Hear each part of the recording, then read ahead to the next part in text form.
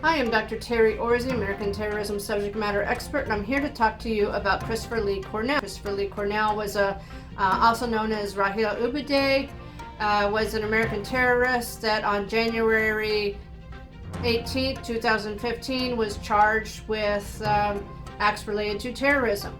So what did he do? He plotted to plant pipe bombs in Congress and then wanted to use a high-powered rifle to shoot members as they fled. Fortunately, he was not successful, but I'll get more into that in a few minutes. What else do we know about Mr. Cornell? We know that he was raised in Cincinnati, Ohio, which is about 60 minutes from where I live. We know that he was at Fair Oaks High School. He was a wrestler, and when asked, his teacher said that there was absolutely nothing remarkable about the man. We know that he was raised by a mother and father, and that he had a pet cat that he'd walk around on a leash. Not judging much. We know that he pledged allegiance with ISIS. However, there was nothing found that linked him with any ISIS leadership in terms of communication. We know that he is now spending 30 years in Ferreton, New Jersey, because when he was purchasing those rifles and the ammunition, he was arrested by FBI and law enforcement, thanks to the FBI informant that he let know what his plans were. So fortunately, he's now has no ability to cause any harm to any of us. So how does Christopher Cornell fit the 8-marker terrorism / violent extremist profile? Let's go through the 8 markers and discuss this in detail of how it's. Number 1, gender. He's male. 93% of the American terrorists charged with acts related to terrorism since 9/11 were male. Number 2, age. He was 20 years old when he committed the crime, and that fits nicely in the 80 percentile of age 18 to 43, so yes. Education. Now this is where he doesn't really fit the profile. Education, the majority of them, 60% of them, had a college education, and by the way, of those 60%, the majority were in STEM fields. He did not have a college education. He only had a high school diploma. However, he was unemployed. And being unemployed is a factor that ups your stakes. So we can talk more about that in another video. Did he have a father figure? Number 4, father figure. Yes, he had a father figure, but that father figure may have been verbally abusive, if not physically abusive, which could have strained that relationship. Number 5, girlfriend or wife. He had neither. Number 6, social class. So typically the American terrorist, middle to upper class.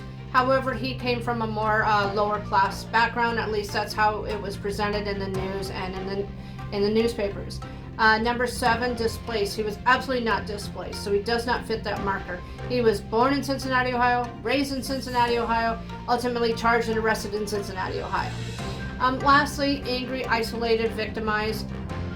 Yes, he felt these things. We know that he felt these things because he expressed that, and not just in verbally, but he also did things like at our 9/11 memorial event, he held up a poster saying 9/11 was an inside job. So we know that he felt something against the government, based off of his plans, absolutely against the government.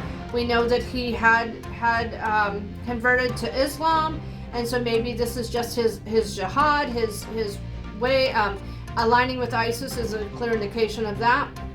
And so based off of the 8 markers, we could say he comfortably fits 6 of those markers, and take that into consideration with some of the other things he did. We can say that there should have been a red flag saying that he had the chance to becoming radicalized. However, I don't want you to just take my word for it. I want you to listen to another local profiler, Ed Bridgman. Ed is going to talk to you about how Christopher Cornell fits his profile. So let's take a listen. For some reason, one reason or another, multiple reasons, they don't fit into society and they're looking for something else, something greater. Cornell is accused of planning to use a rifle like this AR-15 semi-automatic to gun down as many people as he could after setting off pipe bombs at the U.S. Capitol. It doesn't surprise me it's come to the heartland, the Midwest. because we're not immune. Bridgman says those looking to join a radical group don't have to look far to find a recruiter thanks to the internet. It's literally put a recruiter in every living room with the very slick, very high quality websites that these people have promulgated throughout the world. So you just finished listening to Ed Bridgman's discussing how Christopher Cornell fits the profile. And you may have heard how he said that Christopher Cornell, his father said, was a mama's boy, which is an example of that verbal abuse I talked about. But you may have been a bit surprised to hear him say something about vegetarianism and how that would be a gateway drug, if you will, to radicalized behavior. And while on the surface that may seem far-fetched, I want to just go into a little bit more into that. Vegetarians, what do we know about vegetarians? We know that they have strong beliefs and they're willing to act on them. We know that because they're vegetarians. We know that they like to hang out with like-minded individuals. And we know that there are cases where they feel maybe somewhat superior to others, to the meat eaters, non-vegetarians. So based off of that, and there are some terrorist groups out there that are not anti-government, that are not Islamic, that are more anti-abortion, basically anything you can think of, and I'm sure anti-meat eaters as well.